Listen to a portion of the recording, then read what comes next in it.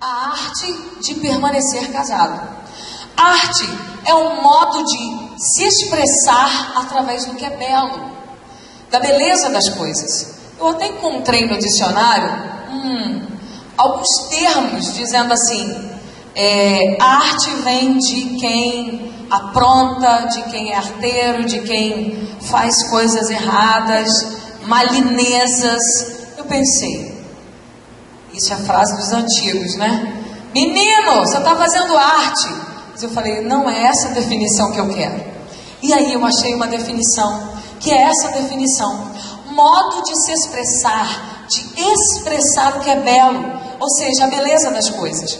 A fala dessa senhora, quando ela conversa comigo sobre a taça, dizendo para mim, olha, no início é assim, tudo são flores.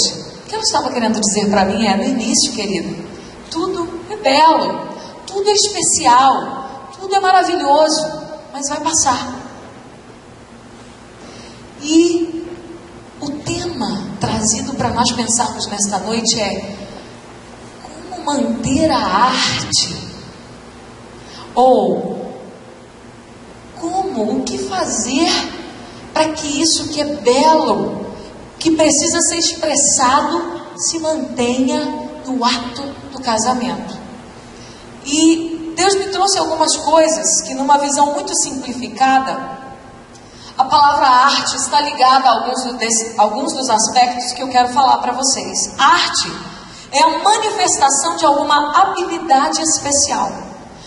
Enquanto eu falo das características, eu quero convidar você a deixar sua mente ser guiada até a sua casa, até o seu casamento, até o convívio em família, e vai tentando, como você fez aqui no início, no princípio da gratidão, ser grato. Mas agora você não vai usar a gratidão, você vai usar a sua mente criativa para encontrar algumas coisas que eu vou narrar para você. Olha bem, a arte está ligada a alguns aspectos. A manifestação de alguma habilidade especial. No seu lar, no seu casamento, na sua família, você tem alguma habilidade? Seu esposo traz alguma habilidade especial que é manifesto no casamento, é manifesto nesse convívio, no aconchego do seu lar. A arte é a criação artificial de algo pelo homem. A criatividade, o poder que Deus nos deu de criar. Você cria coisas lá na sua casa? Ou você administra coisas que foram criadas por outros e dá continuidade a isso? A arte é o desencadeamento de algum tipo de resposta no ser humano, como o senso de prazer ou beleza. A arte diz respeito à ideia de ter prazer naquilo que se está vivendo e fazendo. Ou desperta em nós por aquilo que nós olhamos e dizemos, mas que belo, que bonito. Tem alguma coisa na sua casa? Ou, se você não estiver conseguindo fazer isso agora, no hoje, na atualidade, vamos fazer por enquanto, tá bom? Igual aquela senhora do balcão. Porque o fato de ter narrado para ela a ideia da taça e dela ter visto alguma coisa na ideia do casamento que chamou a atenção dela e que incomodou ao ponto dela dizer aquela frase, se ela não está tendo, ela já viveu, ela já teve. Então a dor dela veio à tona porque ela, olha a expressão dela, isso é ótimo no início, mas acabem. Ou seja, eu já tive isso. Então, se você estiver tendo dificuldade no hoje, eu posso e vou deixar você buscar lá no passado, tá bom? A arte é a apresentação de algum tipo de ordem, padrão ou harmonia. Tem alguma coisa na sua casa em que você mantém de maneira harmoniosa? Sabe aquela coisa de, tipo, meu marido, ele é um ser. Vocês já tiveram disque aqui, não é verdade? Esses dias achei um vídeo no YouTube, até assisti a palestra, porque às vezes eu limpo casa, faço algumas coisas, limpo meu celular, ponho o fone e vou ouvindo. Aí eu falei, gente, passou de cima ministrando palestra do disque. Falei, vou ouvir. Aí eu reconheci que era aqui na igreja de vocês. E vocês já tiveram disque, então vocês sabem que os temperamentos tendenciosos, né? Cada um tem um estilo. Os Cs, por exemplo, adoram conservar as coisas, né, no mesmo lugar. Eles têm as minhas coisas, a organização. Então, se você tem alguma coisa na sua casa que você gosta, as mulheres, né, a galera que gosta de planta, que tem lá suas orquídeas, que preserva o seu jardim, não toca nas plantas, né, assim, mantenha a harmonia das coisas, tudo muito bem organizado. As mulheres que criam os padrões para manter a casa, a organização da casa. Os homens que gostam dos seus detalhes, das suas coisas, né? Eu, de vez em quando, falo para o meu marido, meu pai, esse hábito é impressionante. Até hoje, às vezes eu faço menção para algumas pessoas, mas meu pai tem o hábito de, chegou da igreja, a primeira coisa que ele faz é limpar os sapatos e guardar. Então, assim, cria um padrão harmonioso, né, pai? Caprichoso. Então, se você tem isso, olha só, hein? Se você apresenta algum tipo de ordem, padrão ou harmonia, olha bem, preciso te contar que isso é arte.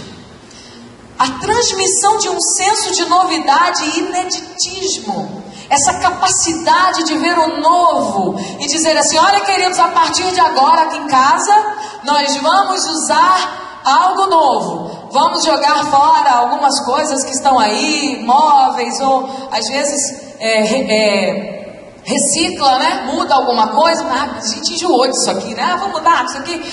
E compra um negócio novo. Às vezes um acessóriozinho.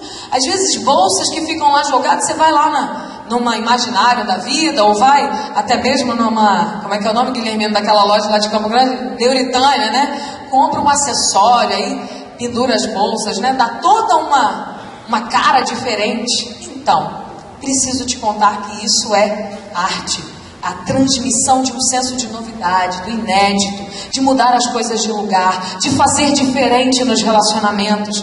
Quantos casais aqui já tiveram a experiência, né, de poder surpreender o outro com o novo?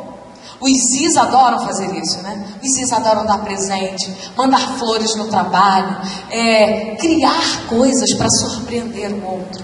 Pois é. A arte é a expressão da realidade interior daquele que cria, do Criador. Você foi criado à imagem e semelhança de Deus e traz em você o DNA do Criador. Olha que interessante. A arte é a comunicação de algo sob a forma de uma linguagem especial. Quando nós nos casamos, quando nós olhamos para a pessoa que nós nos apaixonamos, olhamos pela primeira vez, algo te chamou a atenção. Por mais que a paixão tenha dado aquela, né, em alguns momentos a gente esfria, a gente dá uma rusgadinha assim, né? Dá um narizinho torcido. Mas eu quero que você desconte esses momentos, eu quero que você se lembre de quando você olhou para a pessoa que você ama, que está ao seu lado já há 1, 2, 10, 20. Quer ver só? Quem está casado aqui há 20 anos? Levanta a mão. Até 20. Vou fazer assim, né? Até 20. Olha. Até 10. Levanta a mãozinha. 10. 30. 30, né? Na verdade, é meu contrário, que agora o negócio é o contrário. 10 anos de casado. Isso. 20. 30. Tá na casa dos 30. Joia, que legal, olha só. 40, tem alguém? Olha que lindo! Glória a Deus, tem mais alguém? Amém! Tem alguém aqui com 5 de casado? 4, 3, 2 e 1 ano. Tem alguém aqui? Ah, que bonitinho, estão na lua de mel, né? Amém. Então, queridos, mas a lua de mel é sempre, não é verdade? É sempre. Olha lá, os de 40 também estão dizendo que estão na lua de mel. Amém, queridos? Amém. Pois é, eu preciso te contar que a arte vem da comunicação de algo sob a forma de uma linguagem especial. que é expressa nesses momentos, que é expressa nessa linguagem, quando você descobre o que o outro gosta, como falar essa linguagem, como fazer para que o outro te entenda e para que você seja entendido. A arte traz a noção de valor e importância para as pessoas. Olha que interessante, queridos, que é uma coisa que pelo menos deveria. Se não é realidade, queridos, Deus precisa restaurar isso nos nossos casamentos. A arte de permanecer casado precisa consistir em trazer a noção de valor e importância de quem nós somos. E isso é manifesto dentro das nossas famílias. A arte é a excitação da imaginação e da fantasia. É através da arte que nós criamos, imaginamos. A arte é a indução à comunicação de uma experiência ápice. Quantos de nós aqui vivemos situações enquanto família? Quando eu cheguei aqui, o esposo da Gui, que agora eu esqueci o nome, Zé Maria, Zé Maria, ele veio me cumprimentar, falando comigo, com meu pai, sobre uma experiência que nós vivemos, né? No final do ano eles levaram o nosso carro que a gente tinha acabado de comprar. E nosso seguro era Deus, tanto é que ele voltou para nós 7 dias depois, intacto, com a mesma quilometragem, a mesma gasolina dentro do tanque. Amém, igreja? Amém, E Deus foi glorificado, mas isso foi vivido dentro da nossa família. Nós tivemos uma família, nós fomos fortalecidos, nós fomos oxigenados pela graça e a misericórdia de Deus, pelo fortalecimento da fé através da nossa família. Isso foi feito dentro de um ambiente. Nós tivemos a oportunidade de viver isso dentro de um ambiente familiar. E essas experiências ápices, elas são vividas, precisam ser vivenciadas enquanto família. Fique tranquilo, porque no decorrer da nossa caminhada nós vamos falar por que não vivemos e qual a resposta de Deus para nós vivermos tudo isso. A arte consiste em coisas que possuam reconhecidamente um sentido. Muitas pessoas perderam o sentido da vida. E eu posso perguntar para você, você sabe aonde elas perderam o sentido da vida? Por causa da família, dentro da família. A arte consiste em coisas que deem uma resposta a um dado problema. E aí, para nós extrairmos do casamento a ideia de que é algo belo, de que o casamento é algo prazeroso, é algo que tem tudo a ver com o conceito de arte, de expressão do Criador, é necessário nós observarmos algumas coisas que nós vamos discorrer sobre elas aqui. A arte de permanecer casado. E aí nós temos alguns passos importantes que o Senhor, que o Espírito Santo trouxe ao meu coração. E dentro de todos esses detalhes que nós descrevemos aqui, que vocês certamente se identificaram pelo menos com um. Se identificaram com um? Trouxeram a memória no seu lar, na sua família, no seu casamento? Uma daquelas características, conseguiram encontrar? Conseguiram se identificar? Amém? Você está aí? Amém. Muito fraco, gente. Meu potinho está vazio, hein? Você está aí? Amém. Agora melhorou. Então, o pastor Jucimar conta uma experiência dizendo assim que de vez em quando tem um pessoal que vem para a palestra, ele fica, senta na cadeira, aí ele sai. Ele sai, né? Deixa só o corpo dele. Enquanto você está falando aqui, ele já não está mais aqui, ele está em outro lugar. Então, vira para a pessoa que está do seu lado, balança ela, balança. Pergunta para ela, você está aí? Não vai embora não, hein? Fica aí, amém? Amém. Então, queridos, a primeira coisa que nós vamos trabalhar hoje aqui, que tem a ver com a arte de permanecer casado. E conforme o tema que a Nádia me passou, né, tem um foco, essa arte de permanecer casado, a palavra que Deus nos trouxe tem um foco. Isso tem a ver com o conhecimento de Deus. Eu quero convidar você a abrir sua Bíblia em Marcos 12, versículo 31. Esse versículo vocês sabem de cor, eu tenho certeza. Quem é que sabe de cor esse versículo? Vou dar uma chance, vou dar uma dica. Amarás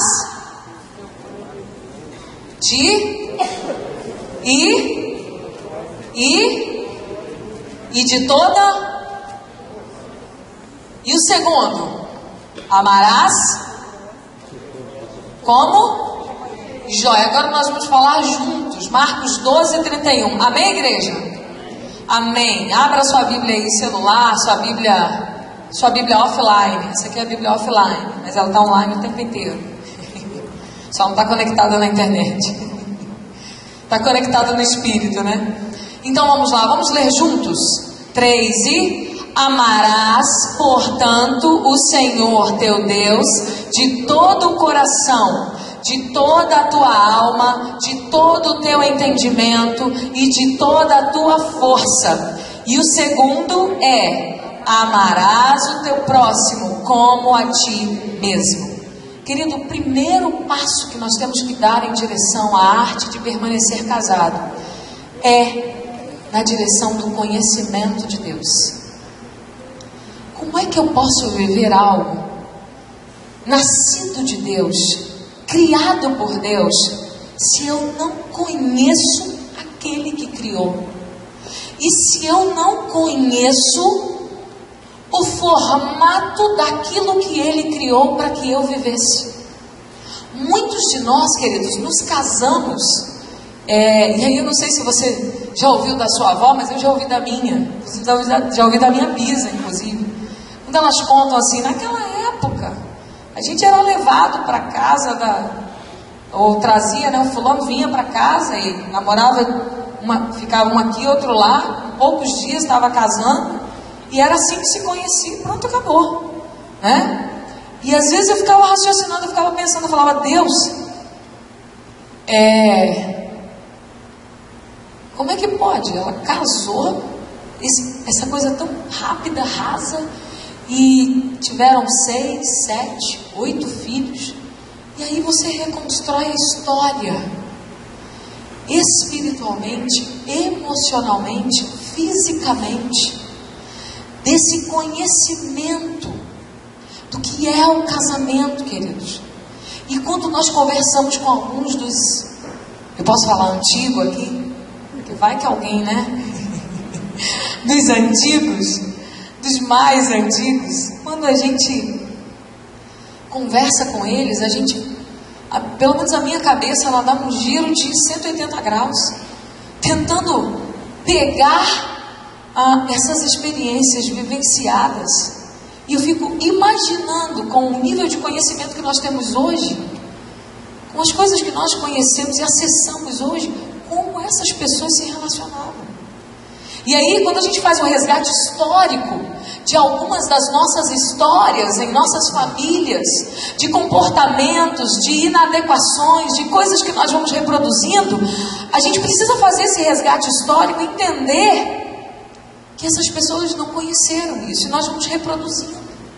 Nós vamos vivendo as mesmas coisas, talvez um pouquinho diferente, por causa de alguns acessos que nós vamos tendo. Mas eu preciso te contar, querido, que nesta noite Deus quer que você se levante e se esvazie de todo o conceito armazenado do que pode ou do que vem a ser na sua mente, plantado através da casa de seus pais, da casa, da sua parentela, para que Deus dê a você um novo conceito, o conceito que é dele sobre o seu casamento, para que áreas que estão sem oxigênio, áreas que estão áridas, áreas que estão secas, desprovidas do amor de Deus, da essência de Deus para o casamento, para que você receba dele. E aí eu preciso contar para você que não tem como viver essas coisas lindas descritas aqui como arte e experimentadas, em muitos momentos talvez não reconhecidas por nós, por causa da nossa identidade, da nossa estima tão baixa, mas que Deus deseja que nós experimentemos. Mas só tem um caminho. A primeira coisa, o primeiro passo é conhecer a Deus, é ter conhecimento de quem Deus é. Olha o que a palavra de Deus diz: amarás, portanto, ao Senhor teu Deus. O caminho do amor a Deus, queridos, é um caminho que não tem volta, mas é um caminho que não tem peso. É um caminho de entrega, é um caminho de um amor incondicional, é um caminho de um romance. E aí eu preciso ligar essa ideia de conhecer a Deus a uma ideia que vocês já ouviram falar, a ideia de conhecer a si mesmo. Eu não tenho como conhecer a Deus se eu não conheço a mim mesmo. Automaticamente, se eu não conheço a mim mesmo, também vou conhecer muito pouco do outro. Vou conhecer menos ainda que esse outro seja próximo a mim. Queridos, nossos casamentos, nossas famílias, essas experiências dos nossos avós que eu citei aqui agora, pessoas que viveram anos e anos, mas sem conhecer-se a si mesmas ou conhecer ao outro, sem nenhum conhecimento, reproduziram, deram vida, mas não se conheceram, não conheceram a Deus de maneira íntegra, porque olha o que o Evangelho de Marcos vai dizer: você precisa amar, você precisa conhecer o seu Deus de todo o seu coração. O que é que tem no nosso coração?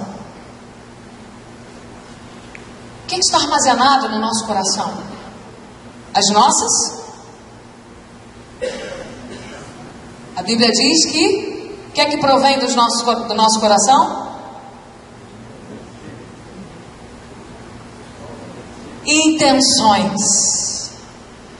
Intenções. As sensações vêm logo depois, porque ele diz assim: amarás o Senhor teu Deus de todo o teu coração, mas amarás também de toda a tua alma. O que é que tem na nossa alma? As nossas sensações. As nossas sensações. Amarás o Senhor teu Deus com tudo que você tem. Você é criativo, o seu temperamento, aquilo que você traz, a sua genialidade, o seu estilo natural de ser. Marcos está dizendo que você precisa amar. E, aliás, Marcos está registrando a fala de quem?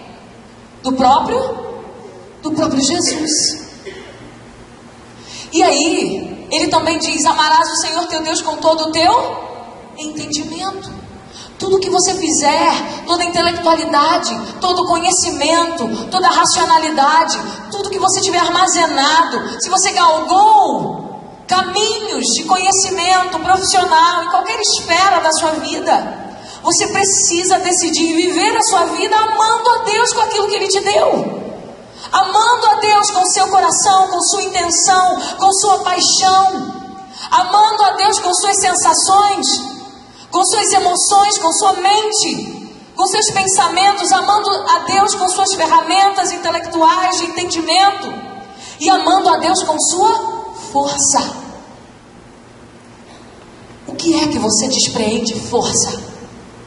No que é que você dispõe força? No que é que você dedica e se esforça? Para o que você se dedica e se esforça?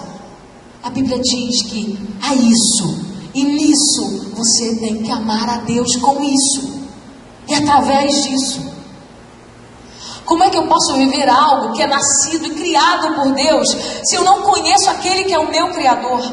Os meus desejos, os meus desígnios, e conhecer os desejos e os desígnios do seu coração, daquele que me criou. E aí, queridos, eu preciso abrir um parênteses para você nesta noite. A arte de permanecer casado tem a ver com a quebra da visão hollywoodiana para casamento.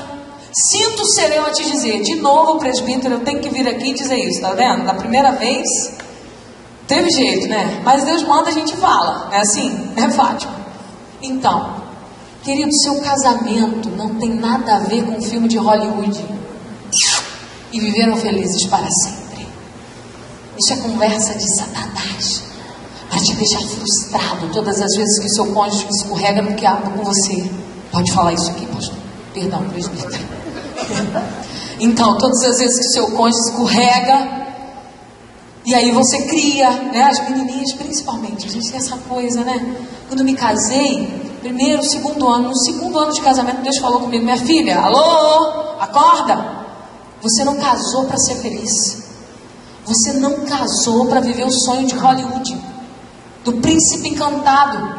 Seu casamento tem uma missão. Seu casamento tem um objetivo. Eu juntei você a essa pessoa criativa, com ideais, com preferências, com coisas diferentes, criado à minha imagem e semelhança, para que vocês juntos concretizassem e cumprissem uma missão através desta aliança.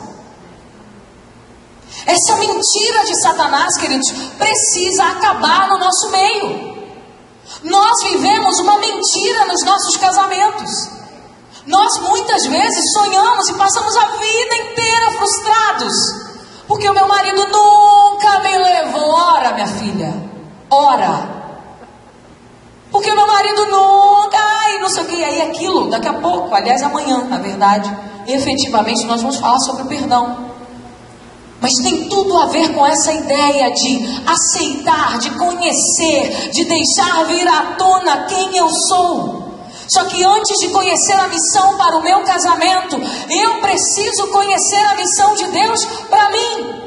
Eu preciso saber quem eu sou. Aqui eu vim neste mundo. Você não veio aqui para ser feliz. Você veio aqui para cumprir um propósito, um plano. E em quem eu me espelho para falar isso? Eu me espelho na pessoa do Senhor Jesus. Ele é a essência da minha fala. Jesus, Ele fez maravilhas, Ele viveu, Ele ouviu do Pai. O Pai disse para Ele assim: você é o meu filho amado, em quem eu tenho muito prazer. Você foi criado para dar prazer ao seu Criador.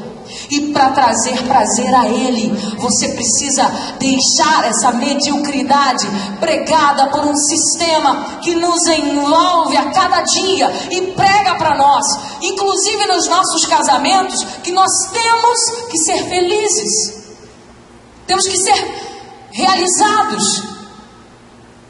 realização pessoal. Mas olha, isso é o contrário. A Bíblia está dizendo aqui: amarás ao Senhor teu Deus de todas as formas. Esse é o primeiro mandamento. E aí, como é que eu posso, como é que eu posso viver um casamento cheio da arte de Deus, cheio da glória de Deus? Como é que nossas famílias... E queridos, eu preciso contar uma coisa para vocês. Enquanto eu estava sentada ali, o Espírito Santo me disse: diga a eles que o objetivo deste seminário é para que famílias sejam restauradas aqui, para que vocês restaurem outras famílias. Esse objetivo precisa ser levado a sério, porque o mundo está clamando pela igreja de Jesus. Só quem tem resposta para essas neuroses em torno da família que estão se levantando, só quem tem resposta é a igreja de Jesus. E você é a igreja de Jesus. Uma das coisas que Deus me disse, Nádia, enquanto eu orava por esse seminário, a resposta de Deus foi para mim: filha, derrame vida da vida que eu tenho derramado sobre outros. É por isso que você vai.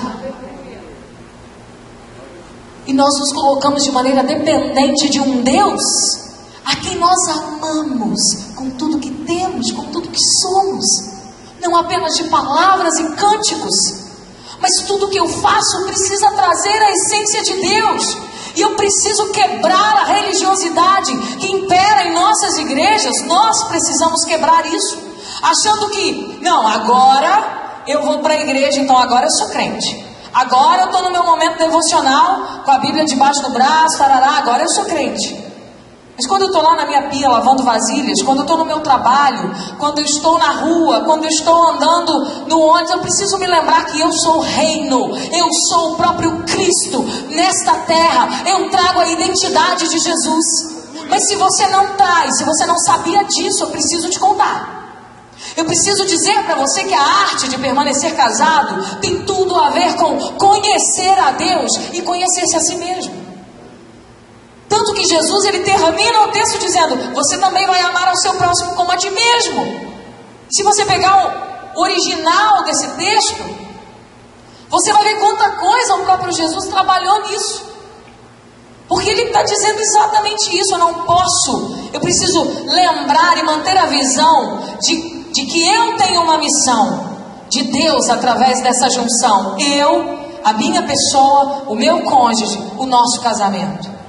Como eu posso viver algo belo, que tenha sentido, de prazer, de importância, se isso não está em mim? Queridos, quantos de nós viemos de um lar em que a nossa identidade, a nossa autoestima, o nosso amor fundamental é brocado?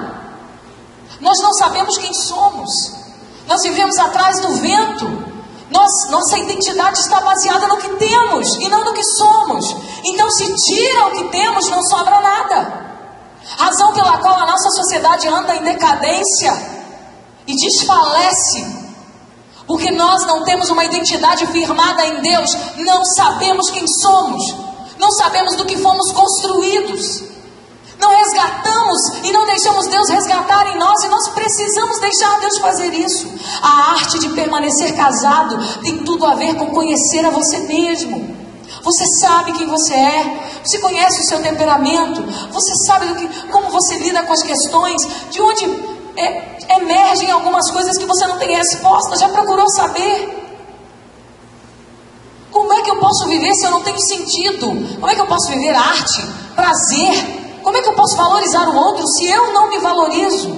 Se eu não tenho esse sentido de valor e amor próprio dentro de mim? Austeridade, brilho. Já ouviu essa palavrinha? Amor próprio. A quantas coisas nós nos sujeitamos, queridos? E olha, é uma cadeia. Eu vivo infeliz, não me conheço, automaticamente não conheço de Deus, automaticamente não recebo dele o que precisaria receber, e isso vai se reproduzindo numa cadeia. Sobe e desce. E aí a gente vive um evangelho, eu gosto de chamar de evangelho Tabajara. Conhece? Das organizações Tabajara. Pode cantar isso aqui? É um evangelho que soa falso. E você vai para a igreja, você passa anos e anos e você fala: caracas, que Deus é esse? Que Deus é esse que abre mar, que faz milagres, que faz e acontece, etc e tal. Mas eu não vejo isso na minha vida. Eu não vejo isso no meu casamento. Pessoas que estão apodrecendo, nós vamos falar sobre isso. Pessoas que estão apodrecendo porque elas não conhecem a si mesmas, não se respeitaram. E ao não se respeitarem, porque não amam a si mesmas. Olha, não sou eu que estou dizendo isso, é a Bíblia que está dizendo. Olha, Jesus disse assim: amarás ao teu próximo como você ama a si mesmo. Se você quebrar esse mandamento, é certo que você não encontrará realização, nem em Deus, nem no outro, porque você não ama a si mesmo. Está fazendo sentido, gente? Amém? Como posso aceitar o outro, amar o outro, ver o melhor do outro, se eu não consigo ver o meu melhor? Se eu não me amo, se eu não aprendi a arte de me aceitar, se eu não sei a que eu vim, como é que eu posso? Às vezes a gente fala assim: ai, me esforço para viver com fulano. Tem sempre assim, vou ensinar para vocês, é a síndrome do bonzinho no casamento. Tem sempre um bonzinho no casamento. O bonzinho, ele sempre usa uma bengala, né? A bengala são sempre as maldades do malzinho. Então, icotei. Falei, pronto. Então, e aí, o outro é sempre o pior da história. Conhece? Conhece alguém assim? Pois é. Graças a Deus, Deus tem nos livrado lá em casa dessa síndrome. Eu tenho um gênio muito forte. Meu temperamento, eu sou uma D igual a I. E o meu marido, ele é um C-I-S. C-I-S. A linha do meio. Então, você imagina, né? O nível de C e S. E os Cs, eles são, né, condescendentes, frios, né? seguros de si, abrem a boca só quando tem certeza, não tem necessidade de ficar falando pelos cotovelos, etc e tal. Mas, geralmente, o que acontece? Um casamento com uma disparidade assim, né? Quando você olha uma mulher muito expansiva, muito dona de si mesma, que eu era muito dona de mim mesma. Meu Deus, só Jesus na causa. Se teve jeito para mim, tem jeito para todo mundo. Essa filosofia da independência, essa maldita filosofia da independência. Mas Deus foi tão lindo, tão amoroso, e Ele sabia. E anteontem eu disse isso para o Júnior várias vezes. Falei, amor, você... Não tinha outro marido que Deus podia me dar mesmo, não. Ele sabia que tinha que ser você. Não tinha mesmo, gente. Olha que eu já fui noiva, né? Graças a Deus não deu certo, porque senão não sei o que seria de mim, por causa do temperamento, quando eu me lembro, conhecendo as verdades que eu conheço hoje. Mas, muitas vezes, por causa das minhas tendências, as tendências para ira, para raiva, as tendências para despejar no outro aquilo que daquilo que a gente não tem controle, muitas vezes acaba despejando. Muitas vezes eu acabava com uma malzinha. Essa geniosidade, essa impetuosidade gera um rótulo. As pessoas rotulam, não é assim? Fulana mandona, fulana não sei o quê, Só que muitas vezes o Júnior, sabe aquele camarada que come quieto? Ele tudo no segredinho, assim, quietinho, ele não faz barulho, mas ele, torce, né? Fala, você não é de brincadeira não, todo mundo acha que você é um santo Júnior. Hoje já não falo isso mais para ele, graças a Deus. Mas logo no início do nosso casamento, eu comecei a perceber isso. E algumas tendências para culpa falsa ajudaram muito, até que Deus teve misericórdia e eu pude descobrir então e me aceitar o meu temperamento.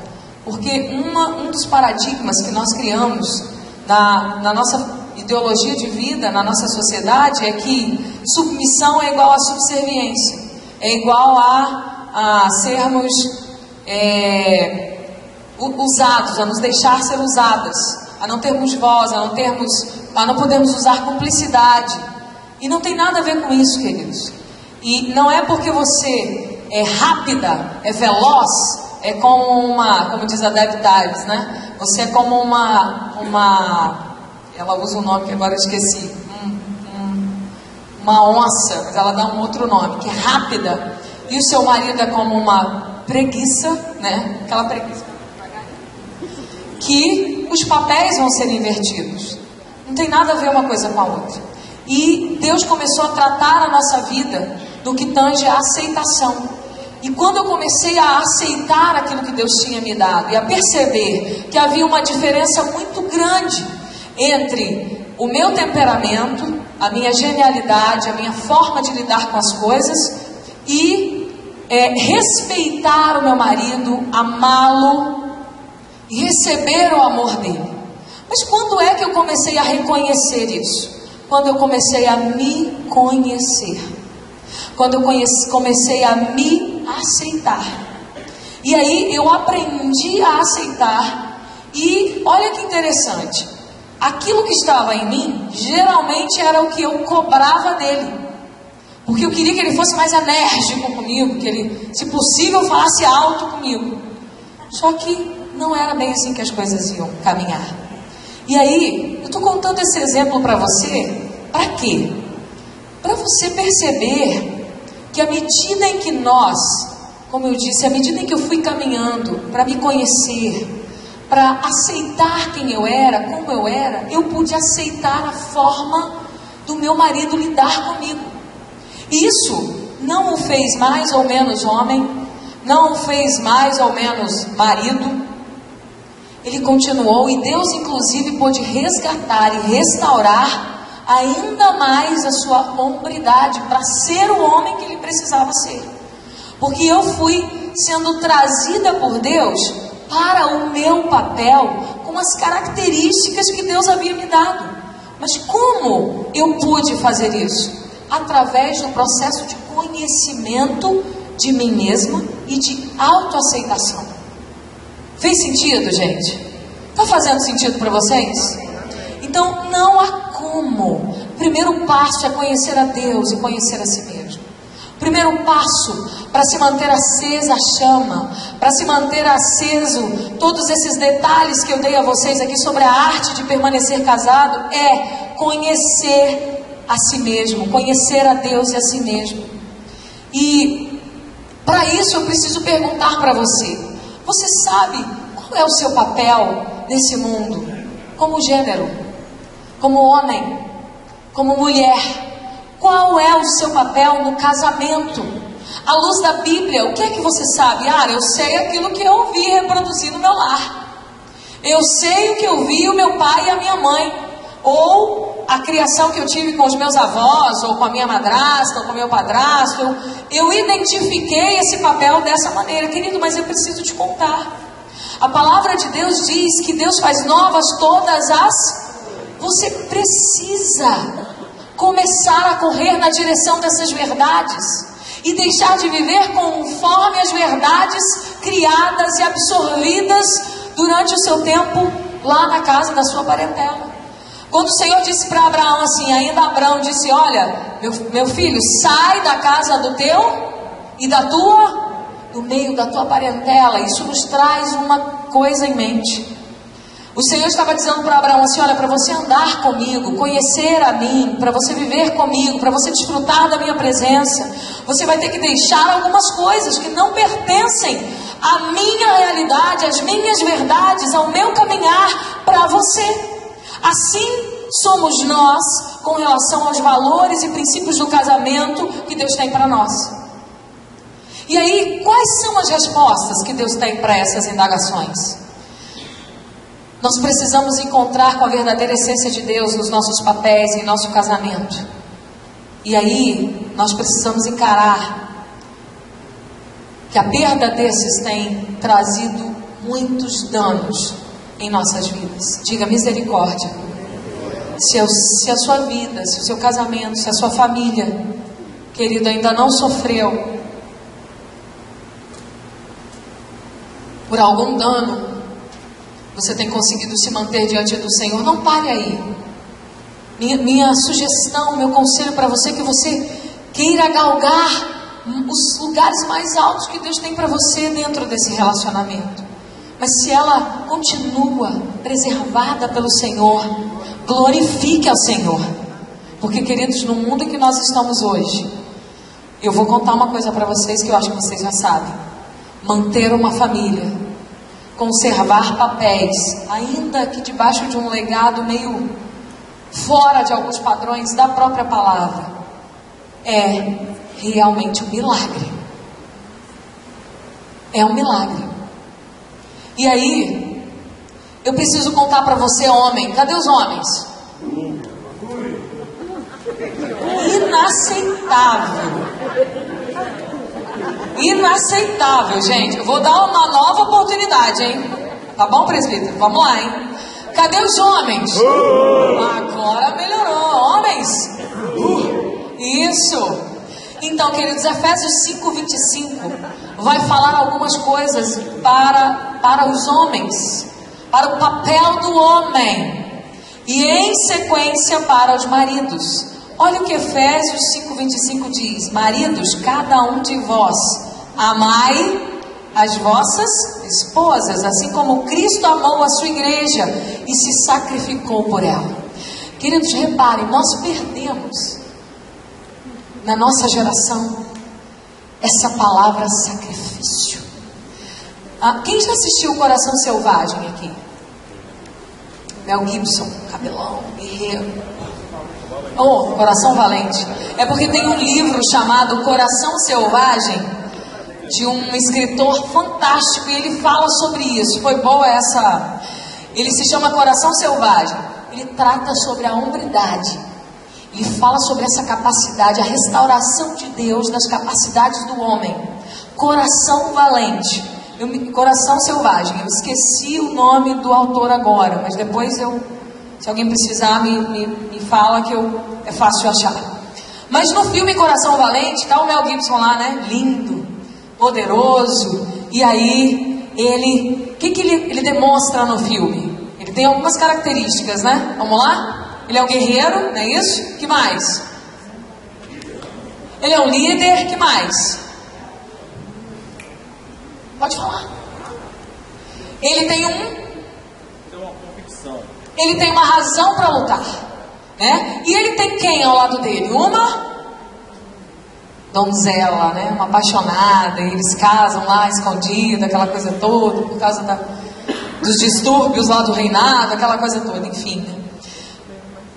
Esse livro, O Coração Selvagem, inclusive, ele fala sobre isso. Fala sobre a ausência nos nossos dias dos homens, da chama que deveria arder dentro do peito dos homens, para fazê-los guerreiros, para fazê-los homens, para gerar neles aquela capacidade de eu venço, eu tenho a força, tipo He-Man, né? Eu nasci para conquistar o território. Queridos, nossos homens hoje,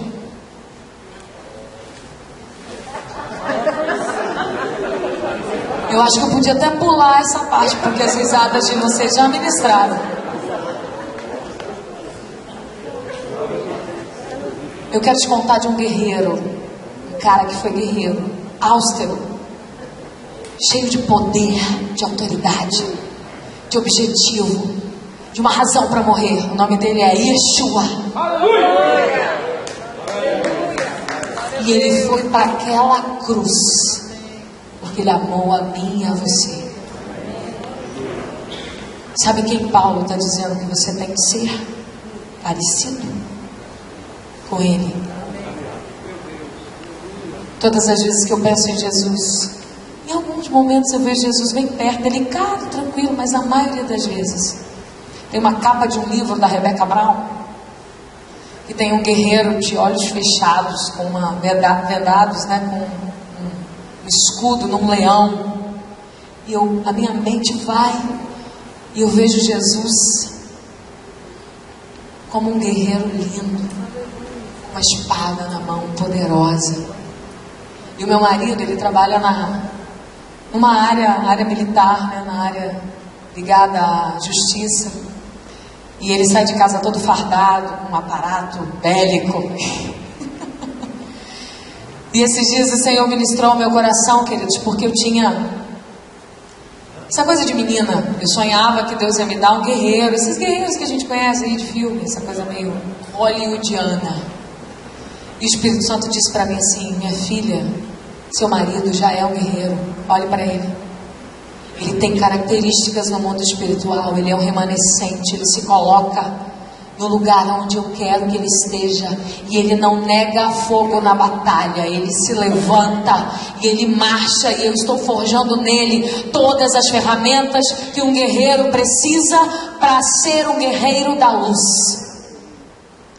E eu glorifiquei a Deus e retrocedi, porque enquanto os maridos não se sacrificam por amor, como num filme desse, em que o Mel Gibson vai para guilhotina, não é isso? Ele é simplesmente decapitado. Ele não retrocede na sua forma de vida, no seu objetivo. Ele não abre mão. Queridos, quantos de nós, nessa sociedade deturpada e doente, enquanto os valores feministas entravam algumas décadas atrás nas nossas casas, nas nossas famílias, quantos homens foram retrocedendo, e de maneira bem sutil, Satanás foi fazendo com que as mulheres alçassem lugares que não são delas. A palavra de Deus diz no Salmo 68, eu nem marquei esse salmo aqui, mas a palavra de Deus diz assim no Salmo 68, você pode até olhar lá se você quiser, eu vou te dar como referência. Esse salmo, Deus falou demais ao meu coração, porque ele é um salmo que diz o triunfo de Deus sobre o mal, e ele vai narrando uma guerra, e no meio da guerra ele diz assim: reis e exércitos fogem em debandada, e a dona de casa reparte os despojos. E o Espírito Santo disse para mim assim: ei, eu tenho um papel para você. E o seu papel não é estar lá na frente da batalha, aonde você não aguenta, aonde você não tem energia para isso. Você não foi criada para isso. Você foi criada para calçar sapatinho de princesa. Você foi criada, não foi criada para ser Maria Machadão, de botina. E aí você fala: ai, irmã, você não conhece a minha dinâmica de vida, porque você não conhece a minha realidade. Mas eu conheço um Deus que pode transformar a sua realidade. Eu conheço sim muitas com uma realidade como essa. Inclusive conheço muitas que, por causa desse versículo que vem logo abaixo aqui, em que Tito diz assim, Tito 2, 3 a 5 diz assim: olha, Paulo está dizendo a Tito, ensine as mulheres mais velhas a serem reverentes na sua maneira de viver, a não serem caluniadoras nem escravizadas ao vinho, mas a serem capazes de ensinar o que é bom. Assim poderão orientar as mais jovens a amarem seus maridos e seus filhos, e a serem prudentes e puras, e a estarem ocupadas em casa. Você ficou doida? Você deve estar maluca. Você não está vivendo no século 21. Não. Nós não podemos nos submeter ao Deus deste mundo, ao príncipe deste mundo. Quando nós nos submetemos por fé ao Deus Yahvé, Ele muda as coisas. Ano de 2003, maio de 2013, eu estou fazendo 2 anos agora, nesse mês. Eu tomei uma decisão de sair de uma rotina de trabalho de 40 horas semanais. E algumas vezes eu até dizia que era pelo ministério, mas não era nada. Era sim por um ministério, mas um ministério de Deus dentro da minha casa. E as pessoas olhavam para mim e elas diziam assim: você vai para um emprego melhor? Eu falava: não. Você está doente? Também não. Está acontecendo alguma coisa? Também não. Mas você está com algum problema? Seu marido vai ganhar mais? Tinha gente que só faltava perguntar assim. Eu falava: não. Mas eu ouvi o chamado do meu Deus, dizendo para mim: ei, vem que a sua valorização pessoal, quem você é, não está no seu trabalho. Vem que eu vou reconstruir em você a sua identidade. Vem que eu vou dar a você o real sentido na vida, que não está em posição social, dinheiro, no que você tem, intelectualidade, conhecimento, nada disso. Essas coisas vêm quando eu busco primeiro os valores do reino. Deus as acrescenta, todas, sem exceção. Sabe o que aconteceu? Eu me lembro que teve uma época da minha vida, nessa fase que antecedia alguns meses, eu já estava me preparando para tomar essa atitude. E aí, me lembro que um dia eu fui lavar a minha cabeça e eu coloquei o shampoo, pensei assim: agora eu vou usar bem pouco. O shampoo custava R$70. Agora, né, vou poder pagar. E aí, eu contei isso para o meu pastor, ele falou assim: abaixa a cabeça. Aí ele: o seu Deus não é capaz de sustentar você no seu shampoo. Que diacho de Deus é esse? Queridos, até hoje nunca me faltou nada. Pelo contrário, se eu disser para você que o meu padrão de vida melhorou, eu tinha um Corsa, hoje eu tenho um Civic, pela misericórdia de Deus e para o reino dele. Eu preciso te contar que depois disso, trabalho não me faltou. Sabe aquilo que eu amava fazer, mas eu não podia fazer porque eu estava presa atrás de uma mesa num serviço público por causa da estabilidade? Você conhece a palavra? Conhece? Não, eu preciso passar no concurso. Aí você cria uma obstinação, uma obsessão, porque você tem que estar naquele lugar. Sabe, quando eu abri mão dessa obsessão, Deus simplesmente me deu os lugares para fazer aquilo que eu mais amava fazer. E nunca me faltou trabalho. Pelo contrário, tem dias que eu preciso recusar. Mas só que tem um detalhe que eu preciso contar para você. Dona de casa, mãe, esposa, quem manda nos meus horários hoje é o Senhor. E aí Ele me dá sabedoria para controlá-los. E eu trabalho na hora que eu quero. Trabalho para quem? Para a vida secular. Está fazendo sentido? Por que eu estou contando isso para você? Porque quando nós corremos atrás das coisas desse mundo, os valores do reino, esses que eu li para vocês aqui, mulheres, se perdem. Queridos, quantas mulheres mais velhas, que deveriam ser exemplo para as mais novas, estão decadentes, doentes, depressivas, perderam a essência, aliás, nunca encontraram. Foram perdendo as coisas e foram perdendo também o brilho pela vida. Quantas você conhece? Quantas das nossas mães, avós, que deveriam ter padrões de ensino e referenciais, como essas que Tito diz, que Paulo diz a Tito aqui, mas nós não encontramos nas mais velhas. Ou ainda, eu abro um parênteses, para fazer na verdade nós vamos ilustrar esse texto de uma outra forma. Paulo está falando aqui de mulheres que decidiram amadurecer emocionalmente para maternizar as outras.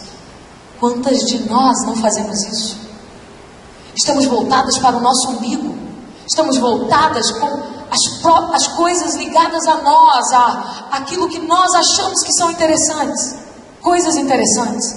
Mas olha, eu quero voltar lá nos homens. Diga misericórdia.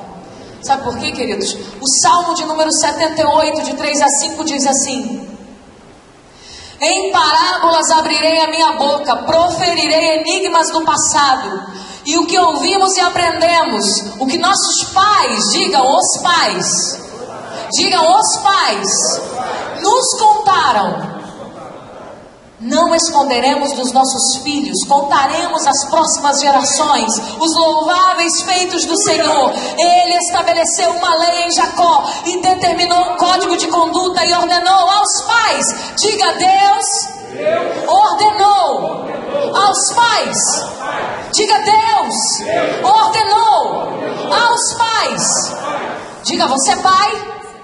Vire para a pessoa que está do seu lado. Se ele for um homem, diga, você é pai? Pergunte para ele, você é pai? Então você precisa cumprir o seu legado na vida dos seus filhos. Porque o Salmo não termina aí. Ele diz, ele, o Senhor, estabeleceu uma lei em Jacó, ou seja, sua palavra, e determinou um código de conduta, e ordenou aos pais que ministrassem na vida dos seus filhos. Da mesma forma que Paulo estava dizendo para aquelas mulheres na província em que Tito estava, o Senhor está chamando a nossa atenção. Querido, tem um filme, De Repente Pai. Já assistiu esse filme? De Repente Pai. Ele é um filme meio doido, assim, que é uma promiscuidade só. Mas é um cara que ele é doador de esperma e ele doou 693 espermas. E aí ele namora com uma pessoa e a menina está grávida, aquela confusão. E ele é um cara sem sentido na vida. Tudo que ele faz, ele é um isão, mas tudo que ele faz é desorganizado, um trem doido demais, assim. A vida dele, ele não dá certo no trabalho, trabalha no açougue, que é da família, o negócio é da família, tudo que ele faz não dá certo, ele chega atrasado, não entrega nada na hora, pisa na bola, enfim. A vida com a namorada ele some, quando ele aparece, ela fala que está grávida, ele fala, mas como você não me contou? Você não me atende, tem semanas que eu não te vejo.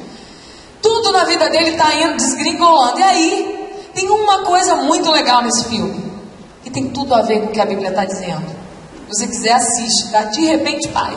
Tem no YouTube, é fácil baixar. Mas só extrai isso, tá bom? O resto você larga lá. Esse cara, ele começa, ele recebe a visita do representante do banco lá de espermas, e o cara vem falar para ele, olha, o negócio é o seguinte, tem X filhos que foram gerados pelo seu esperma, estão com uma ação na justiça para te conhecer, para que a sua identidade seja revelada. E aí ele fica desesperado, ele fala, como assim? Só que isso mexe com o sentido da vida dele.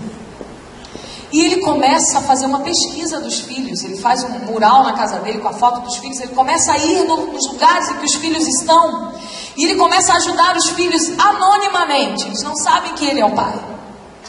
Mas ele começa a ver a importância que o pai, é só isso que o filme tem de top de linha. Porque ele traz a mensagem de o quanto um pai faz toda a diferença na vida de um filho. Mas ele também traz a mensagem do quanto a ausência dele, ainda que presente, faz toda a diferença na vida dele. Queridos, a Bíblia está chamando você, homem, para exercer o seu papel, para a arte do casamento, para a arte de se manter casado, vir à tona. Quando o Senhor ajusta os papéis, sabe o que acontece? A unção do próprio trono de Deus desce e flui. Mas quando você não deixa Deus ajustar esses papéis, conforme o que a palavra de Deus diz, a homens e mulheres, a pais e mães, Deus não tem como derramar a unção dele sobre o nosso lar.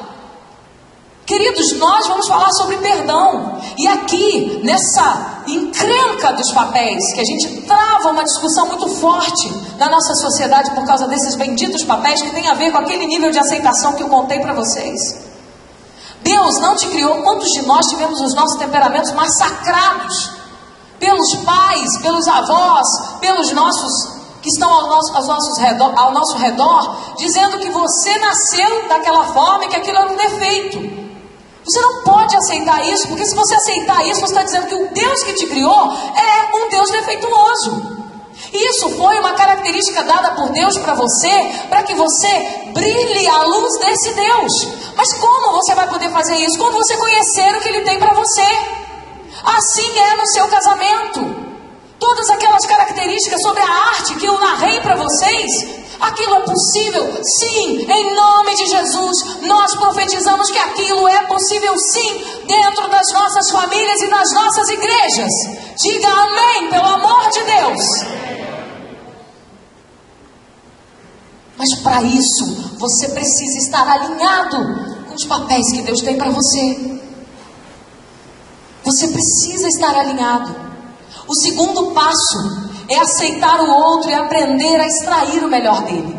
Como é que você vai extrair o melhor do outro se você não tem o melhor de si? Como é que você vai dar alguma coisa que você não recebeu? Como você pode oferecer aquilo que você não recebeu? Percebam que é um conjunto de coisas que estão interligadas. Amém? Amém. Você está aí? Amém. Amém. Então, eu preciso resgatar isso, deixar Deus resgatar isso. E aí, o livro A Arte de Permanecer Casado traz uma experiência sobre a mãe do autor. E ele conta que a mãe dele ficava extremamente irritada com o pai dele quando eles se assentavam à mesa com a forma dele sorver o café. Você sabe o que é sorver, né?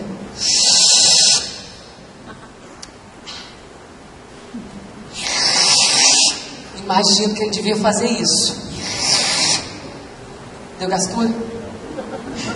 O cara dele para mim. E o autor conta, o autor do livro, que a mãe dele abominava as vezes em que o pai dele fazia isso. E o pai dele era uma pessoa, ele fala que ele era uma pessoa rude, nascido e criado no campo, que cursou até a 8ª série, não tinha muitos modos, não foi ensinada a ter esses modos. E a mãe dele era uma mulher refinada, de educação universitária, sabia se sentar à mesa, enfim. Mas ele fala que por muitas vezes ela o reprimiu, o condenou, o massacrou, por causa desse e de outros hábitos e de outras características da sua forma rude de lidar. E ele relata que esse agente causador da irritabilidade dela fez com que muitas vezes ela tentasse modificá-lo, tentasse mudá-lo. Só que isso só piorou e agravou o quadro.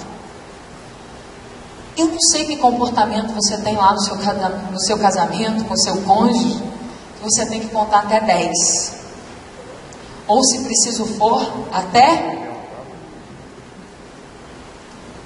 Ou se você não conta. Na verdade, tem gente que não conta, tem gente que faz igual a mãe do autor aqui. Mas eu preciso te dizer que não aceitar o outro, que querer corrigir o outro para disfarçar o que está em você, não dá certo. Pessoas perfeccionistas sofrem muito com isso. Esposas perfeccionistas, homens perfeccionistas matam o relacionamento, não aceitando o outro, não respeitando o espaço e o limite do outro.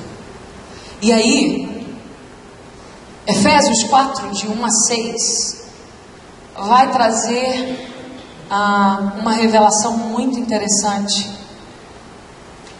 em que Paulo, ele vai falar sobre alguns verbos que eu destaquei aqui,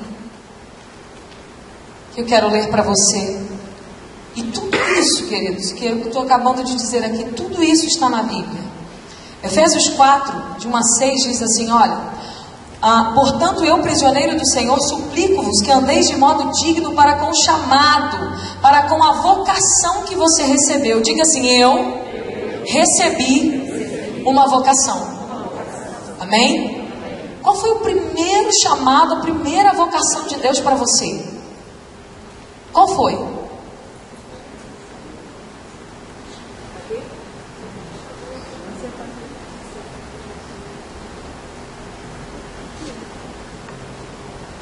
No princípio criou Deus.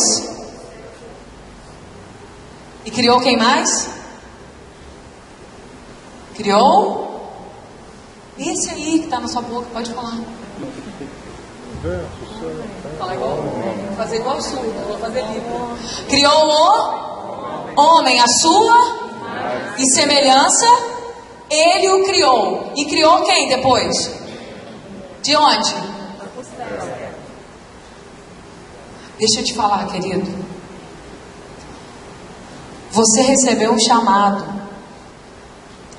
Sua primeira vocação não é ser representante do reino de Deus lá.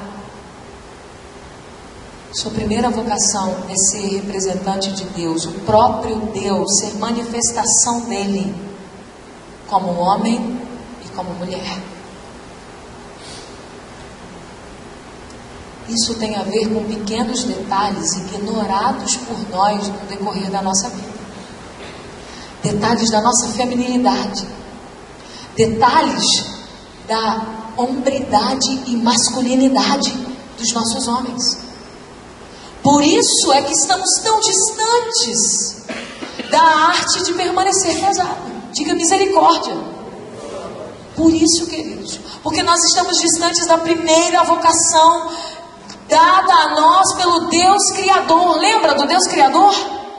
Lembra das definições de arte? Aquilo tudo pertence ao próprio Deus.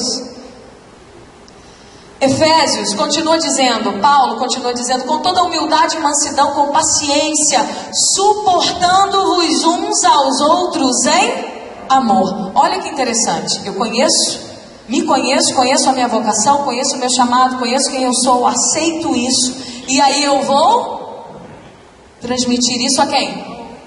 Ao outro. Olha só como é que Paulo conduz.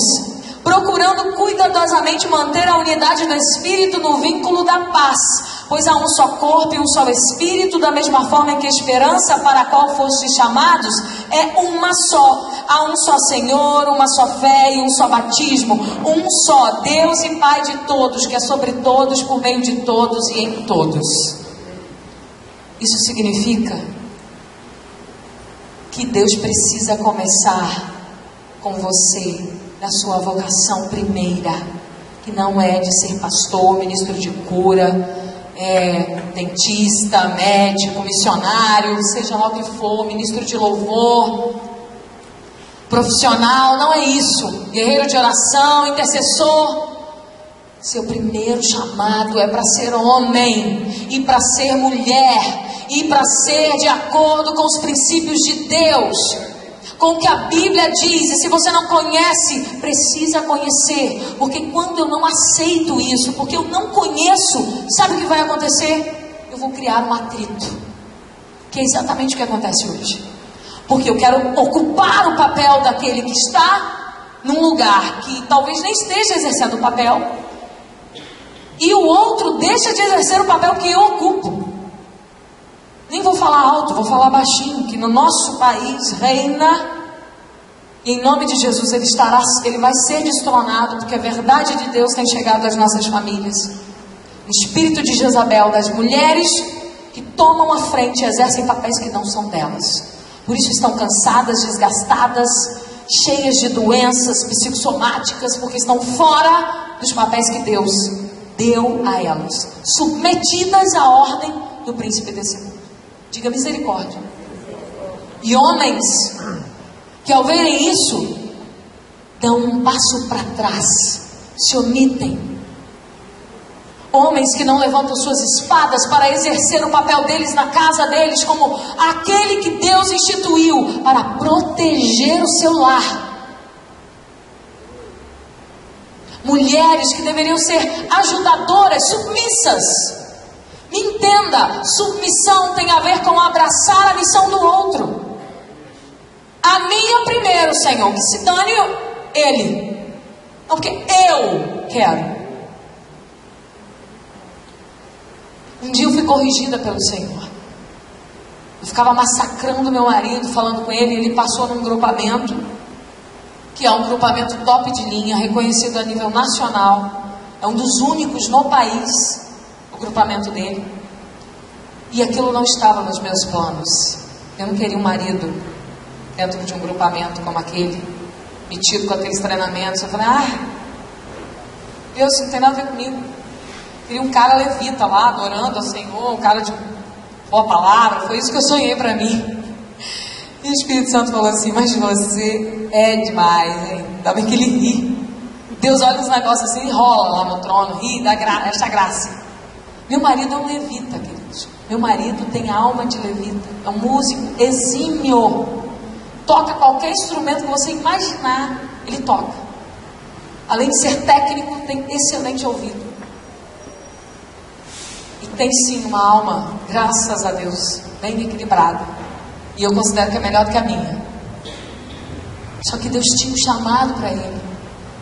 E quantas vezes eu matei o chamado dele, criticando ele. E um dia o Senhor me corrigiu. E ele disse, sabe por que eu não posso operar mais? Porque você é o próprio Deus. Então eu não preciso ser Deus. Dá licença, estou esperando você desocupar o lugar. Você está matando aquilo que eu quero resgatar como essência dentro do seu marido. Pare de criticá-lo. Ore por ele. Ore por ele para que ele seja guiado pelos meus caminhos e descanse e entenda que eu, o Senhor, estou no controle de todas as coisas. Então se você diz que confia em mim, se um dia você orou pedindo a Deus, pedindo a mim, um homem nascido pelo meu espírito, se conforme o meu coração, que essa era a minha oração ao Senhor, agora você está duvidando? Está ocupando o meu lugar? E foi confrontador para mim, queridos, porque eu tive que me despir e abrir mão e entender que essa não era a minha vocação. Esse não era o meu chamado. Eu precisava ser submissa, abraçando a missão do meu marido. Mas isso não significava que eu precisava matar a minha missão ou deixar de cumprir, ou que Deus não tem uma missão para mim. Você está me vendo aqui hoje? Mas olha o contraponto. Sabe onde Deus tem me ensinado? Deus fala comigo todas as manhãs. Ele diz para mim, olha, tire todas as manhãs. De vez em quando eu ainda tenho, porque eu quero falar com você. Eu quero trabalhar as pequenas coisas, a taça da nobreza. Eu quero trabalhar as pequenas coisas dentro da sua casa, coisas que você não faz aqui, por isso não posso fazer com que a minha luz brilhe lá fora. Você viu o final do texto de Tito? O que Paulo fala? Porque se as jovens não aprenderem por causa das velhas, elas desonrarão e escandalizarão a palavra de Deus. Você está aí? Então, queridos, tem verbos importantes na aceitação do outro e para aprender a extrair o melhor dele. Verbos esses que estão nesses versículos de 4, de 1 a 6 e no versículo 21 do capítulo 5, que diz: sujeitando-vos uns aos outros no temor de Cristo Jesus. Esses verbos são suportar, sujeitar e tolerar. Suportar tem a ver com ter sobre si, aguentar, permitir, tolerar, sofrer, estar à prova de. Significa tolerar, que quer dizer um ato de indulgência perante algo que eu não quero ou que eu não posso impedir. Tolerar significa respeitar aquilo que é diferente, ou que alguém que pensa diferente, que tem uma opinião diferente, que age de forma diferente. Quantas vezes nós somos intolerantes com os nossos cônjuges por causa de uma mania, como a mãe do autor desse livro. E nós não vamos percebendo, por incrível que pareça, queridos. Alguém já assistiu aquele desenho, Meu Malvado Favorito aqui? Já assistiu? Se você não assistiu, pode assistir. É por interior purinho aquele desenho. A graça. Pois é. O Gru queria ir à lua. Ele sonhava em ir à lua. Ele para na frente da televisão e ele vê o foguete indo à lua. E ele sonha, ele desenha, ele traz para a mãe dele E todas as vezes que ele traz o desenho para a mãe dele assassina os sonhos dele. Sabe o que acontece? Gru cresce. E aí, como ele não achou apoio, digamos que no reino da luz, ele achou para os sonhos mirabolantes, para a energia. Lembra? Amarás o Senhor teu Deus com todo o seu coração, o seu entendimento, a sua alma, a sua força. Pois é, quando nossas crianças não são ensinadas a amar a Deus com todos os seus recursos, sabe o que elas fazem quando elas se tornam adolescentes, jovens, adultos? Elas vão amar as coisas deste mundo e vão lá depositar todo o seu coração, sua alma, seu entendimento, a sua força. Mas em nome de Jesus, Deus vai levantar em nossa igreja crianças em que os pais ensinem-as a amar a Deus, não como um ritual religioso, programado e cheio de regrinhas, mas que ensine as crianças a estarem próximas a Deus. Essa semana eu atendi uma discípula e ela disse para mim assim: me dói o coração quando eu estou ministrando louvor, porque eu não consigo acessar Deus. Parece que eu estou distante de Deus, eu não consigo. E eu passei uma tarefa para ela. E aí ela falando que todos os dias ela tem que fazer a devocional dela, porque senão, da meio-dia, o cérebro dela está sendo esmagado por uma culpa, porque ela não conseguiu ler a Bíblia e orar, não sei o quê. Eu falei: princesa, Deus não quer isso de você. Deus quer um relacionamento em que quando eu me levanto da cama, eu diga: bom dia, Espírito Santo, tu és bem-vindo no meu dia, toma o meu dia. E aí eu passo o dia entendendo que Deus está no controle de todas as coisas. Se acontece algo ruim, eu vou me lembrar: Deus está no controle, então você está aqui. Senhor, então vem, me ajuda. Se eu estou indo à escola levar os meus filhos, se eu estou educando os meus filhos, se eu estou com o meu marido, se eu tenho algo para resolver, se eu tenho uma decisão a tomar, todas as coisas, Deus está presente no meu dia. Eu respiro com Deus, eu vivo o tempo inteiro com Ele. Ele não está desconectado de quando eu vou ao banheiro, de quando eu estou brincando, de quando eu saio com os amigos, de quando eu estou almoçando. Eu preciso trazer Deus, se assenta na mesa conosco. Você é o nosso amigo, não é convidado. Você é morador desta casa. Só, queridos, que nós precisamos aprender que sem essa presença nós não conseguimos tolerar o outro. Sujeitar, que é obedecer, subjugar, sofrer as modificações necessárias, dobrar a serviço, render-se. Mas por que nós não conseguimos exercer isso? Por que nós não conseguimos tratar os outros como deveríamos e até mesmo como gostaríamos? A gente aprende muitas vezes que quando nós estamos... Não sei se alguém aqui já viveu isso.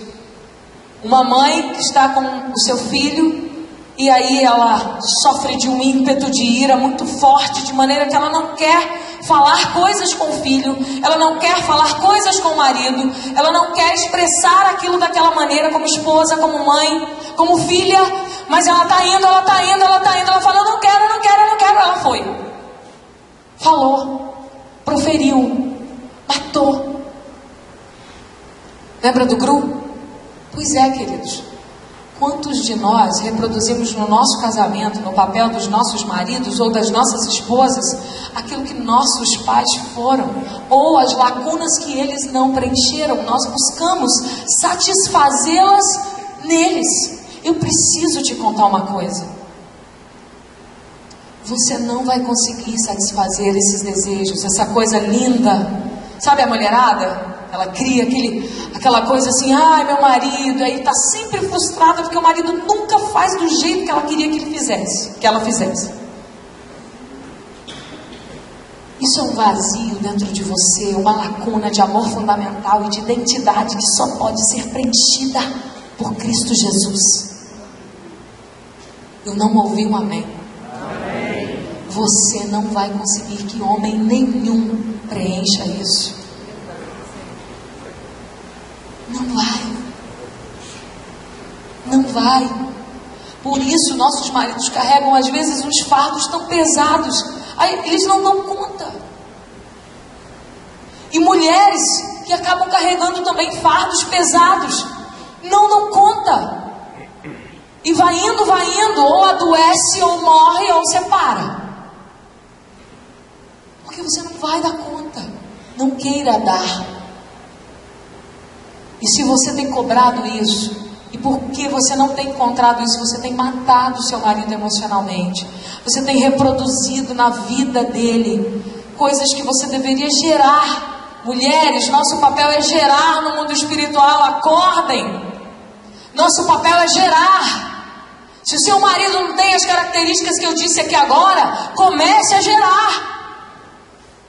Ano passado, queridas, eu fiz 3 meses de oração com um grupo de mulheres na minha casa, com aquele livro, Poder da Esposa que Ora. E foi uma experiência tremenda. Depois disso, nós passamos por muitas tempestades.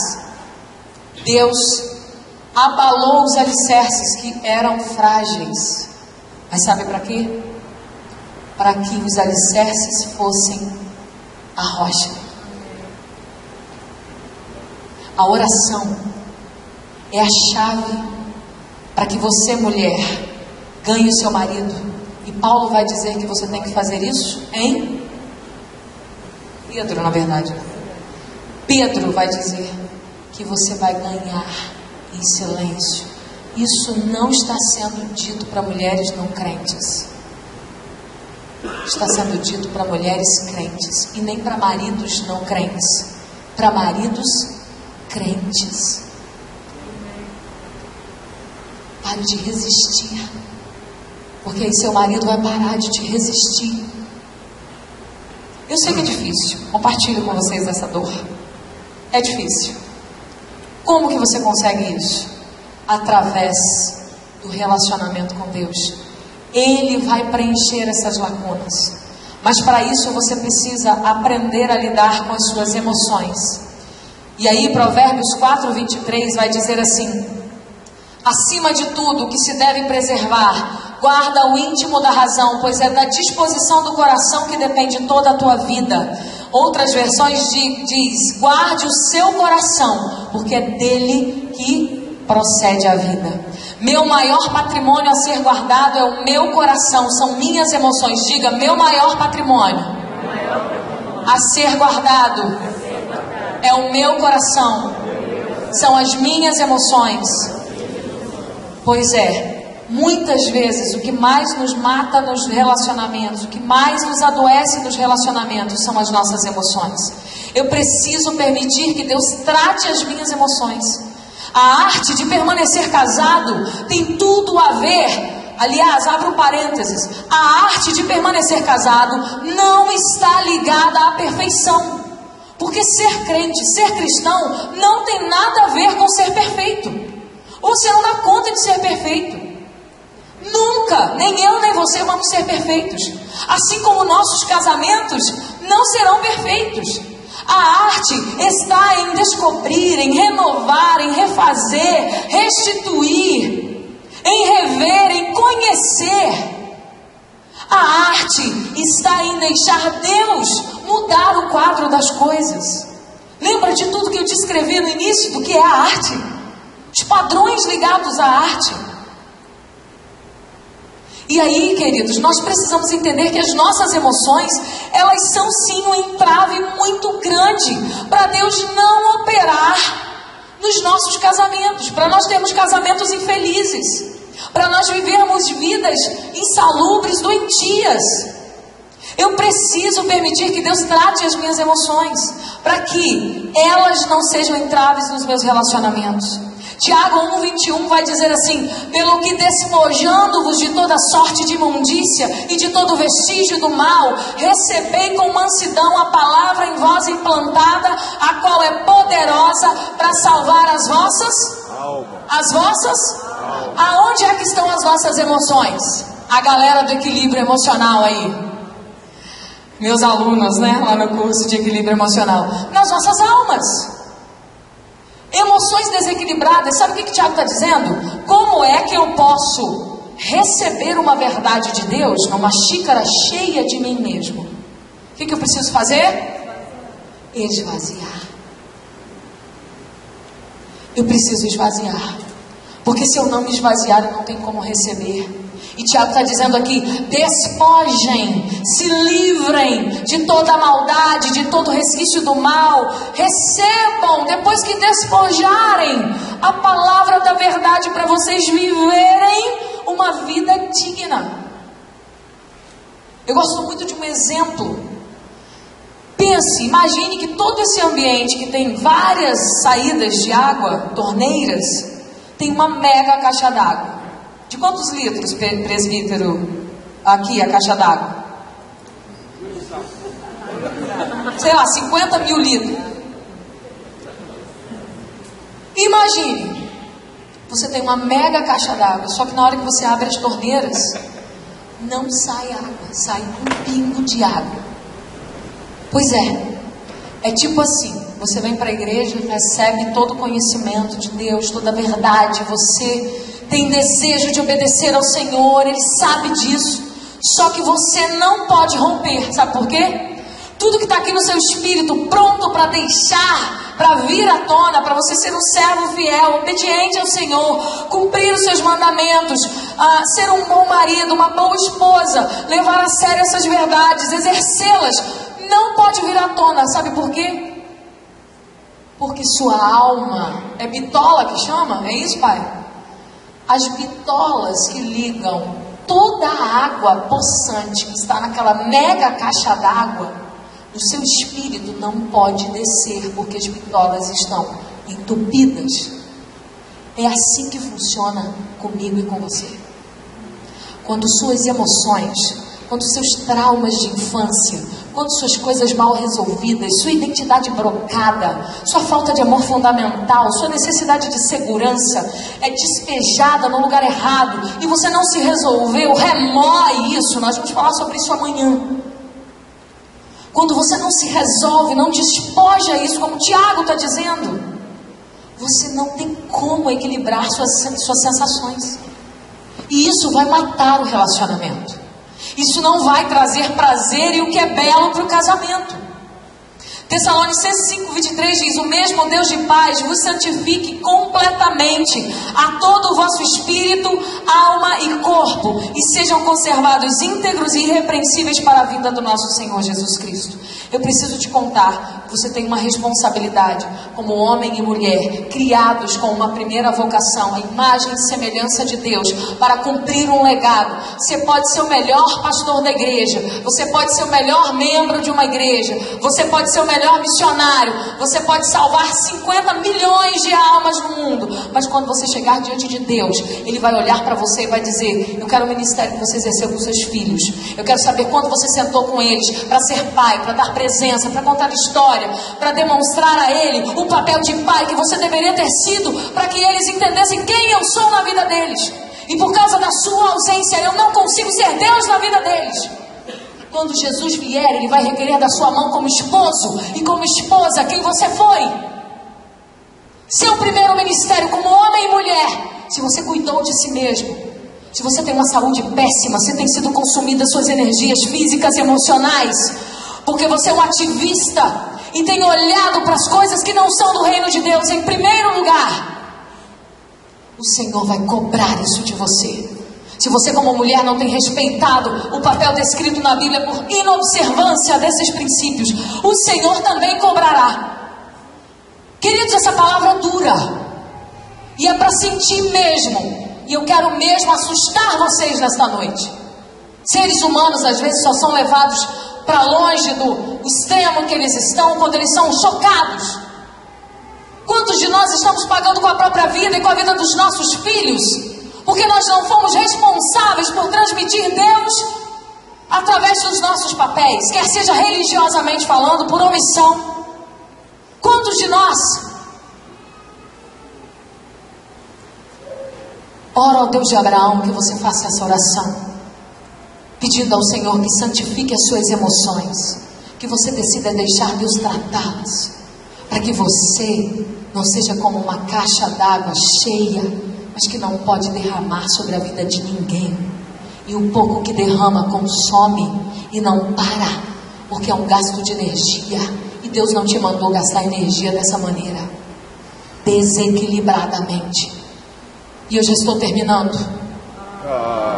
Ih, pouquíssimos asas. Eu já estou terminando. Então, queridos, eu preciso... É agora que eu olhei a hora que eu falei, Jesus Christ. Eu preciso te contar uma coisa.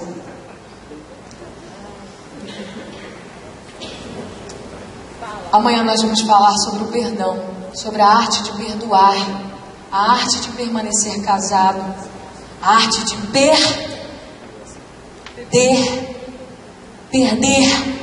Ó, Jesus disse assim, ó, perde que você... dá que você... Ó o contraponto. Perde. Vou ficar só nos primeiros verbos, pai. Já estava completando o versículo. Perde que você ganha. Perdoar. Perder e ainda...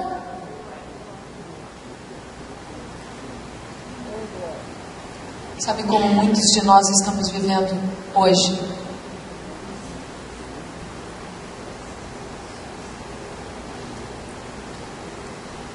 Eu li um livro em que a autora do livro contou uma história que ela tinha o hábito de assistir televisão naqueles canais que tem programas de medicina e da atuação dos médicos em determinados lugares, né? E aí ela é uma americana.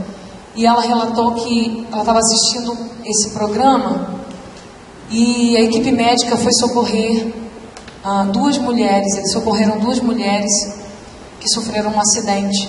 E uma das mulheres, ela estava muito mal. E fisicamente, muito machucada. E a outra mulher que estava com ela, uma amiga, e essa mulher que estava bem... Os médicos atendiam essa que estava bem machucada, mas foram para atender, os enfermeiros, os médicos, para atendê-la, também para ver os sinais vitais, né? E aquela história toda, se ela aparentemente, embora ela não mostrasse nenhum tipo de lesão maior, em virtude do acidente, se não tinha algo grave. E aquela mulher, ela conversava, e ela ficou o tempo todo do lado da amiga, e ela aconselhava a amiga, e ela falava com a amiga, de maneira que os médicos fizeram todo um procedimento para salvar, para trazer a vida, e foram, e a escritora narrando que foram momentos tensos, né, para socorrer ela, para dar socorro, para cuidar, os ferimentos eram muito graves, aquela coisa toda, e aquela mulher o tempo todo do lado da amiga, e ali dando força. E aí passam-se horas e a amiga já estava melhor, já estava pronta para ser levada ao hospital.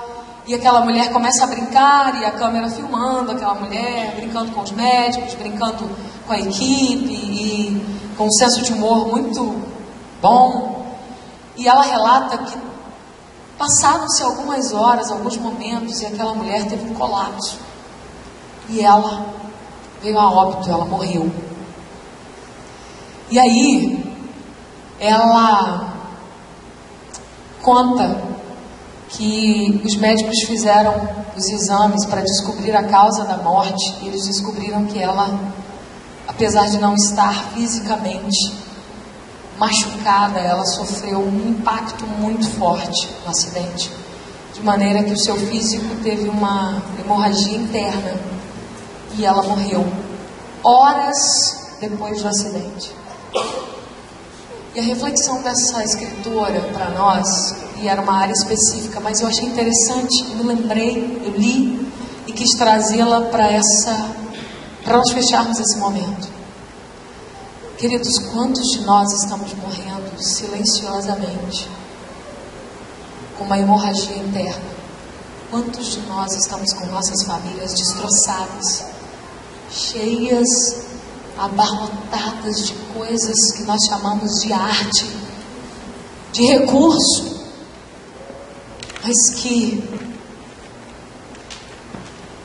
conforme essa palavra, não adianta em nada, perde o sentido, se eu não conheço a Deus, se eu não conheço a mim mesma, se eu não uso esses recursos e todos esses aparatos para a manifestação do reino dele em mim e através de mim, e se eu não admito que essas questões que permeiam o nosso cotidiano, elas não vão me levar. Elas podem até me dar momentaneamente alguns lugares para brilhar, para sanar a minha necessidade de ser amado e aceito. Mas elas não me levam para muitos lugares. São curtos esses caminhos. E muitos de nós estamos morrendo silenciosamente, com uma hemorragia, com esse catatal de coisas que a gente narrou aqui hoje. Uma hemorragia interna, silenciosa, mas impactante, devastadora. Famílias com hemorragias internas. Eu estou falando para uma igreja, e talvez você venha para a igreja todos os domingos, talvez você se esforce para manter a sua família nos eixos, talvez você já até deixou de se esforçar, mas você reconhece nessa história que no seio do seu casamento, na origem das coisas, elas já não funcionam. Talvez elas nunca funcionaram, porque você nunca conheceu essa verdade. Então eu quero convidar você. Eu quero convidar você a receber a beleza constituída por Deus para o seu relacionamento. Para que aquilo que está morrendo receba vida, para que aquilo que está sem arte, sem beleza, sem prazer, sem criatividade, sem amor, sem carinho, sem proximidade, sem aconchego, sem diálogo, para que Deus restaure. Mas eu preciso te dizer uma coisa, como Tiago disse, você só vai conseguir receber dele se você se esvaziar. Enquanto nós ouvimos uma música, eu quero desafiar você. Pode soltar, querido. Aquilo que tira a beleza do que Deus criou para a sua vida. Tira a beleza do que Deus quis dar para você ser, o seu casamento ser. O que é que você precisa se esvaziar? Do que é que você precisa se esvaziar? E eu quero desafiar você a admitir quem você tem sido e o que você tem feito com aquilo que Deus tem te dado. E se você se sente desafiado, não venha aqui porque eu estou desafiando, ou porque as pessoas vão vir e você vai ficar sentado. Mas eu quero desafiar você a exercer fé. E fé não é de acordo com as circunstâncias. Talvez você esteja num desses momentos do casamento da sua família que eu disse para você. Talvez você esteja vivendo agora do seu orgulho, da sua presunção, e por causa do seu orgulho você não pode descer para ser tudo aquilo que Deus quer que você seja, porque Deus resiste aos orgulhosos e aos presunçosos, mas dá graça aos humildes. Queridos, eu quero convidar você a se esvaziar. E se você decide se esvaziar, eu estou aqui à frente, dizendo ao Senhor, eu preciso me esvaziar. Eu quero convidar você a vir aqui à frente, a se colocar diante do Senhor, de joelhos nesta hora, a admitindo que você não dá conta de manter a arte do seu casamento, a arte da vida, da sua vida. E se você precisa se esvaziar de você mesmo, eu quero convidar você, vem aqui à frente e se coloque diante do Senhor, de joelhos no altar dele.